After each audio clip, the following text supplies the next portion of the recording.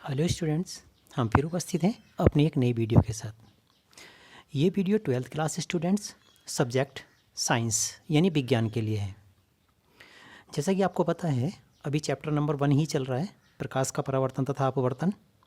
और इसमें जो चल रहे हैं वो प्रकाश के परावर्तन से संबंधित न्यूमेरिकल्स पोर्शन यानी आंकिक प्रश्न चल रहे हैं। तो उस आंकिक प्रश्न के क्रम में ही आज हम आपके लिए जो नया क्वेश्चन लेकर के आए हैं वो ये क्वेश्चन है कि एक अवतल दर्पण की वक्रता त्रिज्या 20 सेंटीमीटर है। एक अवतल दर्पण की त्रिज्या वक्रता त्रिज्या 20 सेंटीमीटर है। किसी वस्तु को दर्पण से कितनी दूरी पर रखा जाए कि उसका 2 गुने आकार का वास्तविक प्रतिबिंब बने। 2 गुने आकार का वास्तविक प्रतिबिंब बने, ये हमें ज्ञात करके लाना है। तो हमें क्या क्या दे रखा है? एक तो दे रखा है अवतल गोले दर्पण की वक्रता त्रिज्या दे रखी है हमने 20 सेंटीमीटर, ठीक हो गया। और वस्तु को दर्पण से कितनी दूरी पर रखा जाए, यानी दर्पण की वस्तु से दूरी हमें ज्ञात करके लानी है, ठीक, कि वो दूरी कितनी होनी चाहिए, ठीक है। अब उसके बाद ताकि उसका 2 गुने आकार का वास्तविक प्रतिबिंब बने, यानी प्रतिबिंब जो बनना चाहिए वो 2 गुने आकार का बनना चाहिए, यानी वस्तु से दुगुना बनना चाहिए, ये हमें ज्ञात करके लाना है।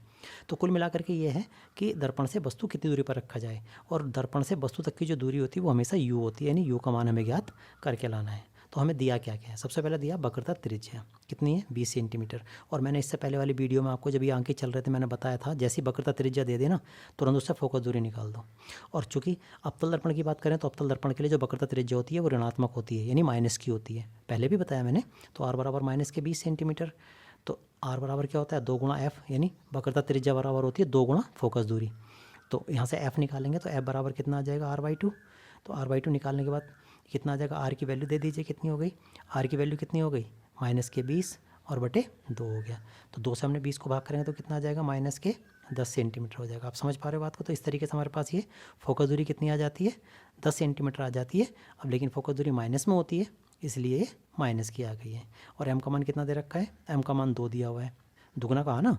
m जो होता है आवर्धन जो होता है वो होता है जो बस प्रतिबिंब जितना गुना दिखाई देता है। जैसे इन्होंने कहा ना कि प्रतिबिंब जो है वो 2 गुना बनता है, तो जब 2 गुना बनता है तो m का मान 2 हुआ कि नहीं हुआ। तो इस तरीके से m की वैल्यू कितनी दे रखी है, हमें 2 दे रखी, और u का मान हमें ज्ञात करके लाना है। समझ पा रहे हो बात को? ये हो गया।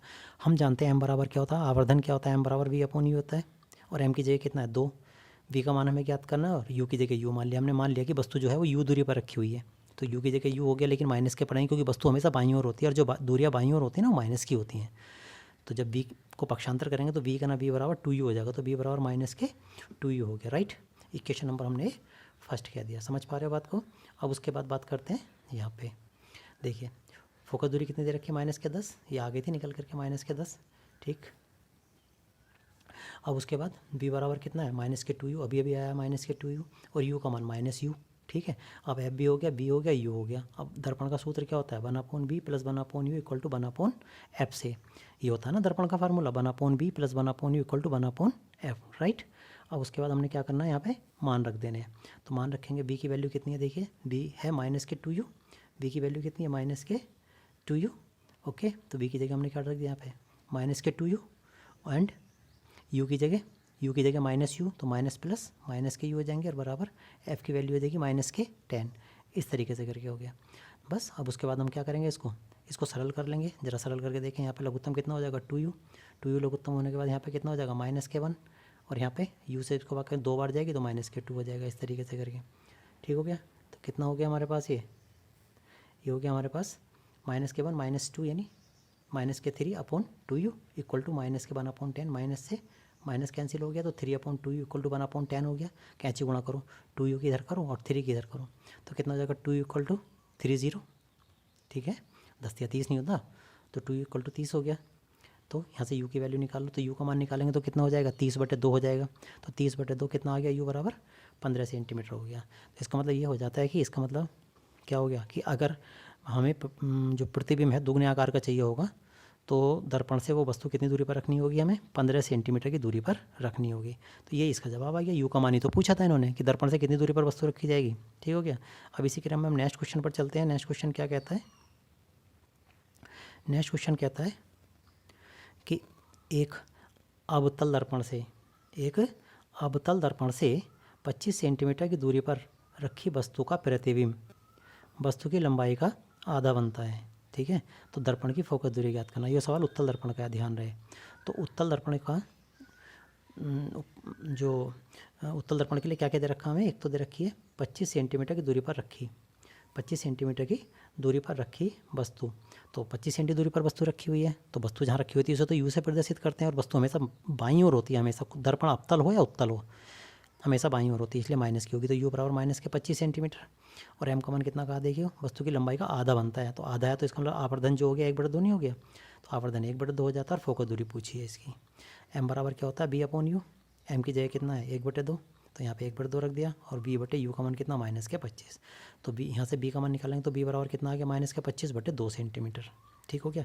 यहाँ से देखो वैसे माइनस आ रहा है बी का मान, लेकिन जब मैंने उत्तल दर्पण की आपको कंडीशन समझाई थी ना, तो उत्तल दर्पण की कंडीशन में मैंने साफ साफ स्पष्ट बताया था कि प्रतिबिंब जो बनता है वो दाईं तरफ बनता है, आभासी बनता है और सीधा बनता है, और वस्तु से छोटा होता है। आप चाहे देख लेना, उत्तल दर्पण की केवल एक कंडीशन मैंने समझाई है, और उस कंडीशन में जो प्रतिबिंब बन रहा था ना, वो दर्पण से दाईं तरफ बन रहा था। अब जब दाईं तरफ बन रहा था तो सीधी सी बात है, बी का मान भला हम क्यों माइनस लेंगे, तो हमने लिखा भी देखो इस बात को नोट करके। लेकिन उत्तल दर्पण द्वारा वस्तु का जो प्रतिबिंब बनता है वो दर्पण से दाईं ओर बनता है, अतः बी का मान कैसा लिया जाएगा, ऋणात्मक नहीं बल्कि धनात्मक लिया जाएगा। देखो लिखा धनात्मक, तो बी बराबर ये माइनस के 25/2 सेंटीमीटर ना होकर के बी इक्वल टू प्लस के 25/2 सेंटीमीटर लिया जाएगा। समझ पा रहे हो बात को। बी का मान ये आ गया, यू का मान हमारे पास ऊपर रखा हुआ है, और पूछा क्या था, फोकस दूरी पूछी थी देखो उन्होंने, तो फोकस दूरी यहाँ से निकल जाएगी।